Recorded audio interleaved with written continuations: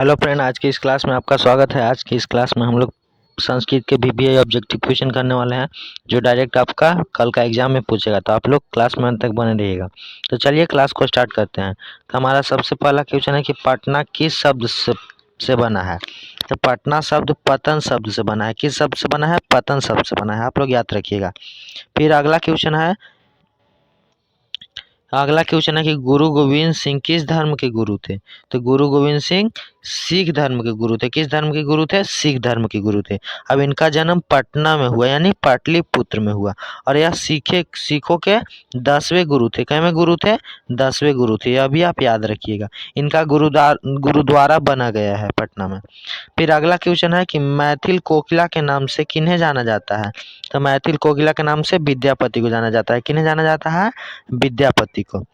फिर अगला क्वेश्चन है कि आलस कथा के रचयिता कौन है। आलस कथा के रचयिता कौन है? तो विद्यापति ही है। कौन है? विद्यापति ही है।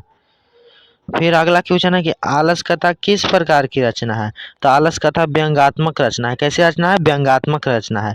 आलस कथा किस ग्रंथ से लिया गया है? तो पुरुष परीक्षा से। अभी आपसे पूछ सकता है कि पुरुष परीक्षा से लिया गया है। फिर अगला क्वेश्चन है कि आलस कथा पाठ किस ग्रंथ से लिया गया है? तो पुरुष परीक्षा से। ये देखिए दिया है। फिर आगे हमारा क्वेश्चन है कि शंकर चरित्रम की रचना किसने की। तो शंकर चरित्रम की रचना पंडिता क्षमा राव ने की। किसने? पंडिता क्षमा राव ने। और यह आधुनिक संस्कृत लेखिकाओं में अति प्रसिद्ध है। क्लियर है? प्राचीन संस्कृत लेखिकाओं में, सॉरी। फिर आगे क्वेश्चन है कि सर्व शुक्ला सरस्वती किसने कहा है। तो सर्व शुक्ला सरस्वती दंडी ने कहा है। किसे कहा है? दंडी ने कहा है। फिर आगे क्वेश्चन है कि अथर्ववेद में कितने महिलाओं का वर्णन है। तो अथर्ववेद में कुल 5 महिलाओं का वर्णन है। क्लियर। फिर आगे क्वेश्चन है कि प्राचीन काल में छात्र को क्या कहा जाता था। तो ब्रह्मचारी कहा जाता था। क्या कहा जाता था? ब्रह्मचारी। फिर आगे क्वेश्चन है कि संस्कारों को कितने भागों में बांटा गया है। तो संस्कारों को 5 भागों में बांटा गया है। कितना? 5 भागों में। फिर आगे क्वेश्चन है कि शिक्षा संबंधी कितने संस्कार हैं। तो शिक्षा संबंधी भी 5 संस्कार हैं। फिर अगला क्वेश्चन है कि भीखन टोला है, यहाँ भीखन टोला हो जाएगा। भीखन टोला किस प्रांत में है।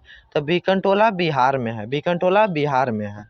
यह कर्मवीर से है। और पूछेगा कि कर्मवीर कथा किसकी है। तो राम परवेश राम की है। किसकी है? राम परवेश राम की, जो बहुत ही गरीब बालक था। यह भीखन टोला का रहने वाला था।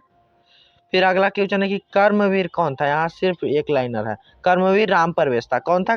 राम परवेश। फिर है अगला, बिन बुलाए कौन आते हैं। तो मूर्ख आते हैं। कौन आते हैं? मूर्ख आते हैं। फिर है नवीन दृष्टि संपन्न कौन था। तो नवीन दृष्टि संपन्न शिक्षक था। कौन था? शिक्षक था। फिर अगला क्वेश्चन है कि व्याघ्रपति कथा किस ग्रंथ से संकलित है। तो हितोपदेश से संकलित है। कहाँ से लिया गया है? मतलब हितोपदेश से लिया गया है। फिर वह व्याघ्र के हाथ में क्या था। तो सोने का कंगन था। क्या था? सोने का कंगन था। फिर अगला है कि दुराचारी कौन था।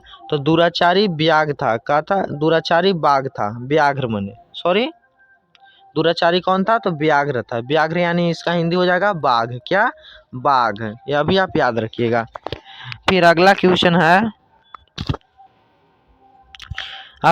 है कि शांति किससे स्थापित होती है। शांति किससे स्थापित होती है। तो परोपकार से शांति स्थापित होती है। क्लियर है।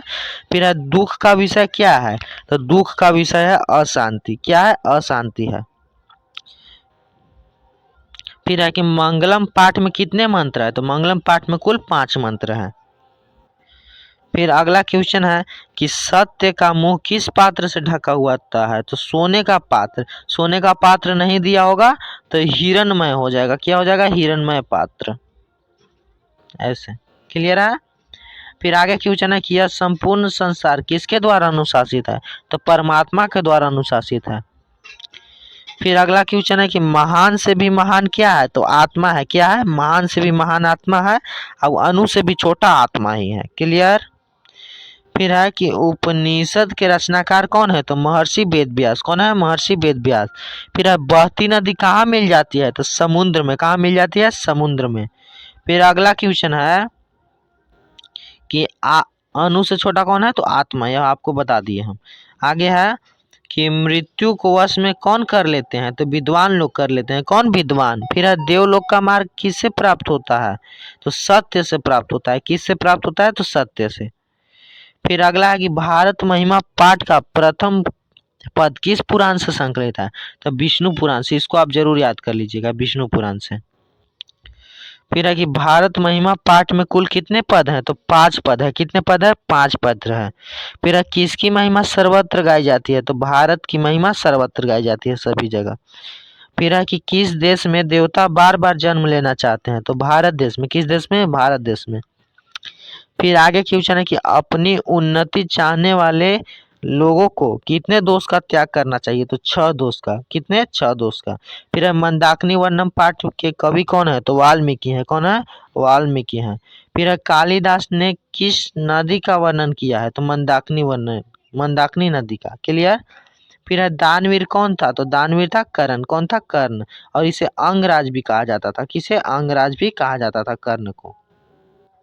फिर है भारतवर्ष में किसकी महान परंपरा है, तो शास्त्र की। किसकी, शास्त्र की। फिर है कर्मवीर कौन था, तो राम परवेश राम। कौन था, कर राम परवेश राम। फिर आगे क्वेश्चन है कि वागदान किस संस्कार में होता है, तो विवाह में। फिर है भारतीय संस्कृति में कितने संस्कार हैं, तो 16 हैं। कितने संस्कार हैं, 16। फिर अगला लास्ट क्वेश्चन है कि मिथिला का मंत्री कौन है, तो वीरेश्वर है। और क्वेश्चन कर लीजिए कि पटना का इतिहास कितना पुराना है, तो पटना का इतिहास 2500 वर्ष पुराना है। कितना है, 2500 वर्ष। और पूछेगा कि कौन बार बार पटना में आते थे, तो गौतम बुद्ध। कौन, गौतम बुद्ध। यह भी याद रखिए।